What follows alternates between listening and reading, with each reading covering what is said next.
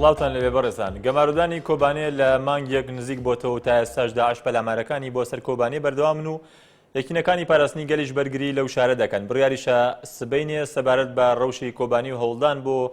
هاوکاریکردنی ڕۆژئاوا هاوسەرۆکی پارتی یەکێتی دیموکرات پێدە ساڵح موسلیم لەگەڵ مەسعود بارزانی سەرۆکی هەرێمی کوردستان کۆبێتەوە هەرچەندە پێشتر و لە ماوەکانی ڕابردوودا چەندین جار بەرپرسانی پێدە داوای چەک و پێداویستی سەربازیان دەکرد ئەمڕۆ نێچیروان بارزانی سەرۆکی حکوومەتی هەرێمیش ئاماژەی بۆ کرد کە بەپێی توانای خۆیان هاوکاری سەربازی و مرۆییان بۆ کۆبانێ ناردووە هەڵوێستی پێدە لەسەر دوایین پێشهات و ڕووداوەکانی کۆبانێ و هەڵوێستی هەرێمی کوردستان و کۆبوونەوەکەی سبەینی سەرۆکی هەرێم و هاوسەرۆکی پێدە لە دیوی دووەمی هەواڵ تاوتو دەکەین بۆ مەبەستە لە ستودیۆ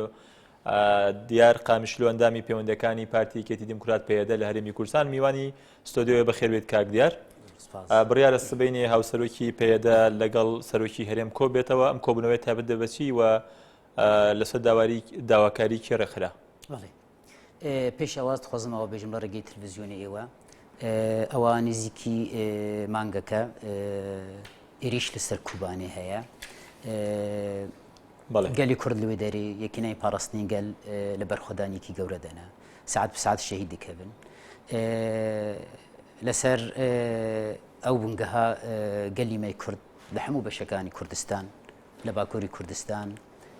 لە باشووری کوردستان تەنانەت لە ڕۆژهەلاتی کوردستان لە هەموو شوێنێکی کە کورد وجودی هەبووە هەڵوستی خۆنیشاندان ئەوە یعنی یەکەمین جارە کەوالێ دێ کورد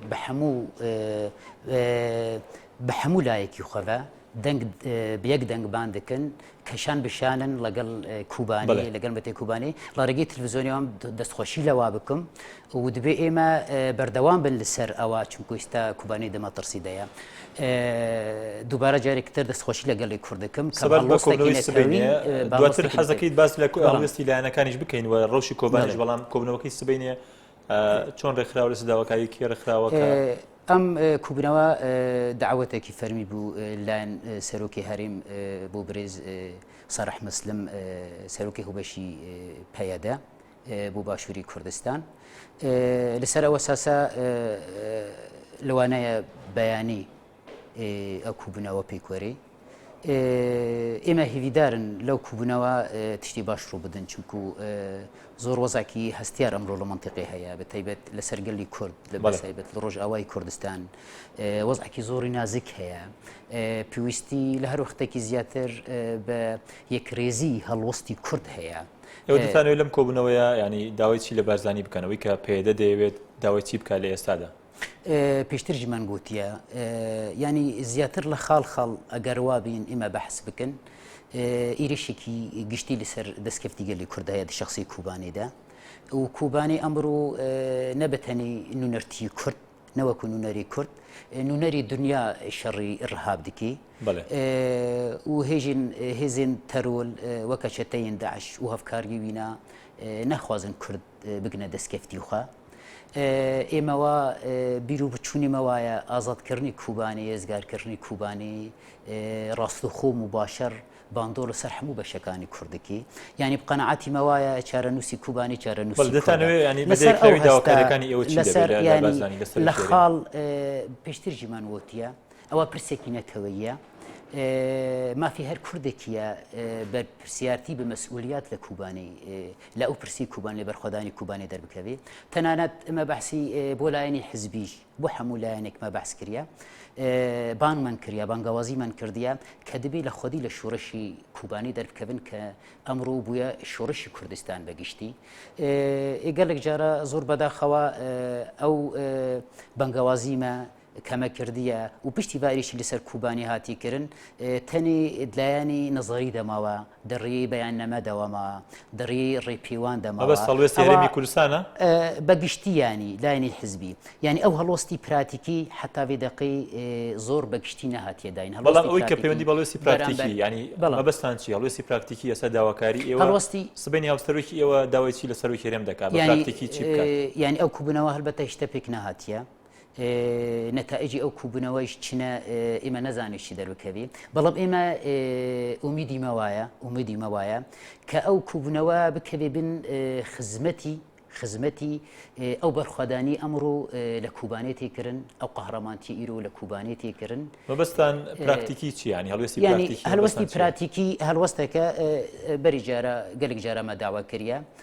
کە باشووری کوردستان دەبێ ڕۆڵی خۆبلیزی بەرامبەر شۆڕەشی ڕۆژاوا برادەرانی پارتی هەر بە ئەشکارە گوتن ینی ئێمە نەتوانن هێز بنێرن لاینی جغرافی دوورە ئێمە نەتوانر سنوور دەرباسکن و چاخی هەڵوەستی مەژیوا بوو لە باشووری کوردستان سەرانسەری سنووری باشووری کوردستان هێزی داعشی لەیە کە ئەو داعشانای ڕووبوویە مەترسێک نە بە تەنی سەر کورد سەر تەبایی دنیایی مەگوت ینی باشووری کوردستان کاری هەڵوەستێکی خوا پراتیکی لە بەرامبەر ئەو داعشی منتیقەیدا بگرن نمۆز دەبێژم لە ڕابیعا بە هەفکاری برادەرانی پێشمەرگە لەگەڵ یەکینەی پاراستنی گەڵ توانی بوون ئێمە ڕابیعا ڕزگار بکەن ئەو ئێریشی ئیرۆ لەسەر کوبانیش تێکردن یەک سەبەبی خوایە چونکو هێزانی داعش گروپین چەتایی داعش هێزی خۆ لە هەموو لایەکی کشان بۆ بینی سەر کوبانی تەنانەت لە باشووری کوردستان لە مووسڵ لە ئەبوکەما لە ڕق قارەس ئەو هێزی خۆ ئێریشێک لەسەر داعش لە منتیقەی بارەوە دەری سڤکتکی دووەم دە هەموو لاینێکی دە هەرێمی کوردستان دەبێ ئیرۆ هەفکاری کوبانێ بی نمونەز بێژم کاتی یەکینەین پاراستنی گەل یەپەکە هات بەهانەی شنگال بە نەگوت ئێمن لێرە دەستکەفتنی منۆک و حزب چی بی یەکەم بەرپرسیارتیەکی نەتەوی بوو دووەم بەرپرسیارتیەکی ئینسانی بوو ڕێگرتنێک لە پێشیا کارەساتێکی تر کە بەرامبەر کورد وەکو ئەنفاڵ و حەلەبچە نەیژیانکردن ڕێل پێشیاوانەوەژتانوێ پێشمەرگەش هاوشەوەی گەریلاکان شەڕوانانی ئێوە پێشمەرگەکەڵەوە دانیانی پێشمەرگە ئەگەر بتوانرێ ڕەوانەی کۆبانی و کانتۆنەکانی دیکە بکرێت ئەگەر ئێمە واقعی بەحس بکەن ئیرۆ ئەو بەرخۆدانی لە کوبانێ تێکردن یەکینەی پاراستنی گەلوگەلی کوبانی یەکینەی پاراستنی ژن بەسلاحەی هەری سڤک لە بەرامبەر هێزی داعش و هەموو چەکەی لە عێراق دەسێ و لە بەرامبەر پێشمەرگەیانی ئێمە لە سەرەتاژی مانگوت ئەگە هەریمی کوردستان نە بە تەنیا هەریمی کوردستان ئیرۆ دنیا عالەم بەحس ئیرۆ یەکینەی پاراستنی گەل نونەری شەڕی دنیا لە بەرامبەر داعش دکەی نونەری شەڕی دنیاتکی ئەگەر ئەریکاری ئەو هێزە هاتباکردن لەیانی عسکەریدا و هەر کەس دەزانێ ئەوە دەمێکی درێژ ئێمە بەحس دەکەن بەسلاحی هەری سڤک ئێمە ئەو بەرخۆدانیا مەزن دەکەن ئەگە یارمەتی تەنها پێویستان بە کەرسی سەربازی هەیە پێویستان بە چوونی هێزی پێشمەرگە ئەگەر ئەوان برادەرانی هەرێمی کوردستان توانی بانە یارمەتی لایەنی چەکی قورس بە ڕۆژئاوای کوردستان بکە ینی توانم بێژم یەکینەی پاراستنی گەل نەتەنێ کوبانێ توانی بوو لە ڕۆژئاوای کوردستانی داعش تێدا بشکینێ یەکەمە دووەمش ئێمە ڕێگر نینن کیوەری شان بشان لەگەڵ یەکینەی پاراستنی گەل شەڕی داعش بکەی وەگو سەری دەمە بەحس کرد داعش ئیدینە خەتەرەکە لەسەر کانتۆنی کوبانێ تەنێ مەترسیەکە لەسەر چارەنووسی پرسی کرد سەبارەت بە بەس لەوە کرد کە پێویستی بە چەک و کەرەسی سەربازی هەیە بەڵام دیارە کۆبانیە سە بەهۆی هەڵکەوتی جوگرافیەوە ڕێگە نییە کەرەسی سەربازی و پێشمەرگەی بۆ ڕەوانە بکرێت ئەگەر داوای پێشمەرگە بکرێت بەڵام کانتۆنی جەزیرە ئەو ناوچەی قامیشلۆ و کانتۆنی جەزیرە کە سنووری لەگەڵ هەرێمی کوردستان هەیە کوردستانی باشوور هەیە ئەگەر ڕوبەڕووی حاڵتێکی لەو شێوەیە بێت و ئێوە داوای چوونی هێزی پێشمەرگە دەکەن داوا دەکەن هێزی پێشمەرگە بێتەوێ بۆ بەرگریکردنی یاخود داوای دەکەن ئەنها لەگەڵ ئەوەدان هێزی پێشمەرگە بێتەوێ ینی ئەو نها ئەگەر پێویستیەکە بوو ینی سەریدا ئەزڤیا دەبیژم سەریە ئیرۆ یەپەکە لە ڕۆژئاوای کوردستان هەبوونی خۆ ئەسبات کرد ئەوە تشتێکیش ئەوە دەرباس بووە ئیدی ئێمە اعترافی پێ بکەنەکەن ئیدی هێزی ناودەوڵەتی اعتراف بووی ناتکەن یەکەم مەسەلەی ڕۆژئاوای کوردستان مەسەلەی کوبانی بەری هەموو تشتی بەشێکەژی کوردستان ئەگەر کوبانی زەرار لێ دێ لە هەمووی کوردستانی بێتی ئەوە دوواری واقعیدا ئەو بوو هەلبەتە ئێمە بەحس دەکەن داعش نەتەنیا ئیرۆ لە کوبانی داعش فەرسەت ببینێ لەسەر کانتۆنی ئەفرینیش لەسەر کانتۆنی جەزیرەژی و ئێریشی خواوی بکێ ئێمە وەکو کورد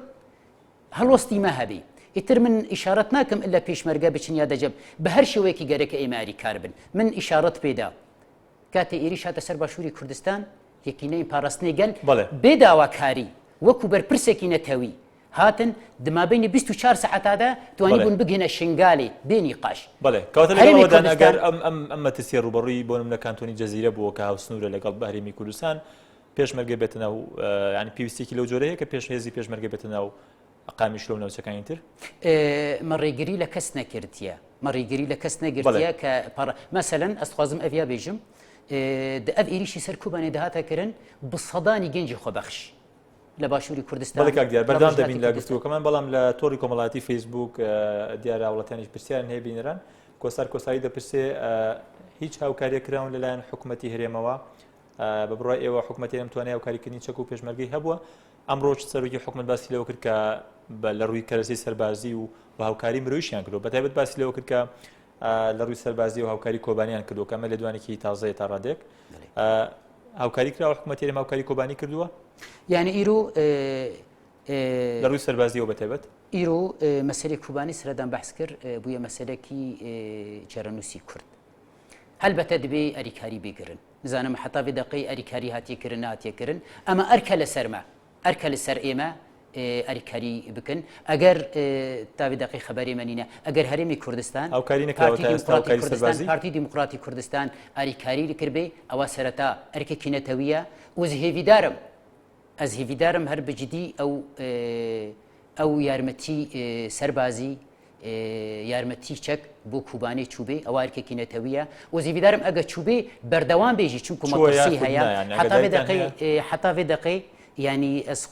شخص نزانم ینی تاواڵێکی وانە گشتێ من کە چووە ئەمە ئەگە گەچوبێ ئەوە ئەرکێکی نەتەویە و پێویستە نە ئێستا پێویستە زووتر چوبە هێشتا کوبانی نەکەتی ئەوەدا چونکو ئێمە دەرەنکەتن ئەو دقی کە ئێمە تێدا نیقاش دکن بەحث دکن کە چەک چوبێ یا دە پێشمەرگە چوبێ دیبی بوو ئەو نیقاشە پێش ساڵێکمان کردبانە هەڵوێستێکی درەنگ وەخت بووە هەلبەتە دەرەنگە چونکو ئەو دقی کەیمە تێدا بەحسی ناردنی چەکیا ناردنی یارمەتی دکن بۆ کوبانێ دق بدق هەواڵانی مەشەهی دکەون دق بدق یەکینەی پاراستنی گەرگەلی کوبانی سنگی خۆدانە تۆپا ژ بۆ چەتەی داعش نەکەونە کوبانەیدا هەلبەتە بریارێکی دەرەنگە ئەگەر ئەو بریارە هاتبێ گرتن و سلاح هاتبێ ناردن ئەو هەڵوەستێکی نەتەویە و دەبێ ئێمە هەسەر ئەو هەڵوەستا و سەر ناردنی چێک بەردەوام بن چونکو ئەمڕۆ خوازم وێ نابێژم ئەو هێزانی ئەمڕۆ کەلنەو داعش شەڕ دەکەن هەمی عەرەبین سووریا نینن یا دە مسلمانین ڕەدیقالی متەطەرفی سووریا نینن لە 56 وڵات هاتنە لە ئەفغانستان هاتنە لە مەغرب هاتنە لە یەمەن هاتنە خاکێکی کەناس نەکرد زۆر هاتن بۆی ئێمە کورد ئەرکی سەرەتایی ئێمە کەیمە بچین لە سوهەیب دەپرسێ ئایا هیچ ڕێگایەک هەیە بۆ چارەسەرکردنی کێشی کوبانی بە بارزانی چارەسەر بکرێت کێشی کوبانی ئێمە وایە سەرەتا بە کورد چارەسەر دەبی سەرەتا بە کورد چارەسەر دەبی لە وەختی زیاتر ئەگەر کورد لە ناوخوا یەک دەنگ بە یەک هەڵوست بە داعش و هێزێنی دژمنی کورد ئەو فەراغە نەدیتن ئەگەر ئێمە توانی بانە دوور لە مەساڵحی حزبی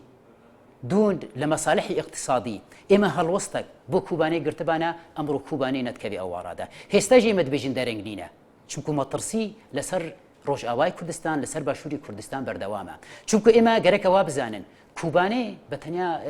داعش چەتانی داعش لە کوبانەی ناڕاوەستی و دەبێ خۆبدە هەموو دەستکەفتی کورد بەر ئەوە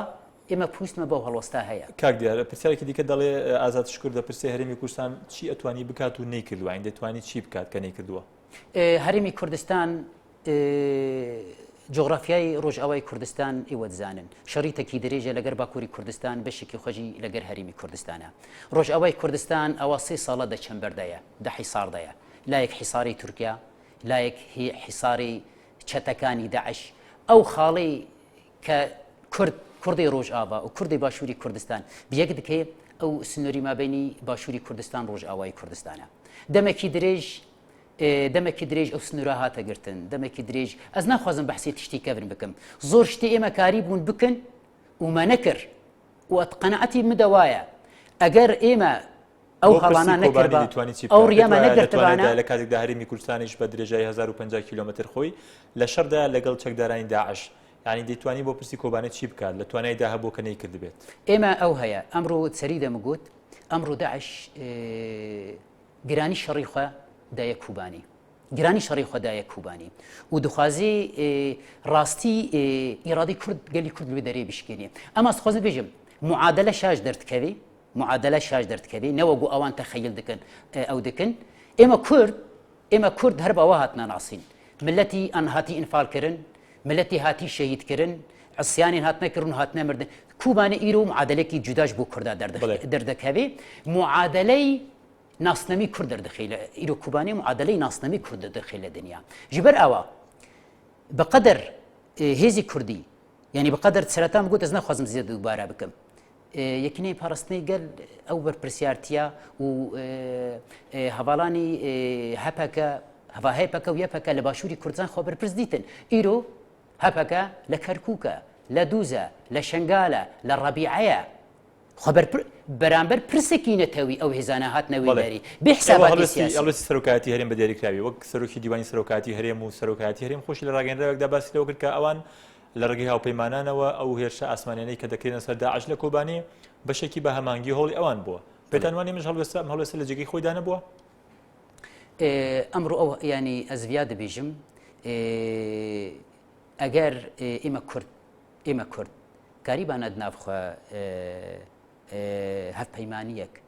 ئەریکاریەک هەموو لایەکی دەما ئەو کوربانە ئیرۆم لەکردنەوەی وەڵی هەلبەتە ئەو هەڵوەستی کاک مەسعود ئێمە باشی دەبینن ئەمە ئێمە چی دەبێژن ئێمە زۆر تشتادا دەرەنگ کەتن ئێمە بمن هەلوەستی هەری مەزن هەلوەستی بەرخوادانی گەلی کورد بوو لە هەموو پارچەکانی کوردستان ئیرۆ لە باکووری کوردستان ئینتیفادە دەبن ئیرۆ لە ڕۆژلاتی کوردستان لە سنا لە مهابات لە کەرمەنشاه لە میریوان تەنانەت لە تەهران گەڕابوویە سەرپێی ئیرۆ لە هەمووی ئۆروپا لە چونێکی کورد هەیە گەڕابوویە سەرپێی لە ڕۆژئاوای کوردستان لە هەموو بەشەکانی کورد ئێمە دەبێژم هەری هەڵوەست دوگهەرێ یەک بەرخوادانی گەلی کووردە دووەم بەرخوادانیەکی نەی پاراستنی گەل بەرخوادانی گەلی کوبانێ لە مانتیقی ئەوە هەتا هەڵوەستی گوردە تابی ئێمە بکەم نازانین کە سەرۆکی هەرێم و هێزانی کوردی داوا کردبوون دەغت کردبن ئێمە ئەوانە بەکەم نازانن ئێمە دەبێژن بۆ کوبانێ ئێمە دەرەنگ کەتن دەبی زووتر ئەوە بکەن هۆکاری درەنگکەوتنەکەی چیانی پێتان وایە پەیوەندی بە پرسی پەیوەندیەکانی هەرێمی کوردستان و تورکیاوە هەیە یعنی ئێمە هاوکاری دەرەنگکردن چ بوو ئەس نزانم تر مەساڵحی حزبی بوون ترسەک بوو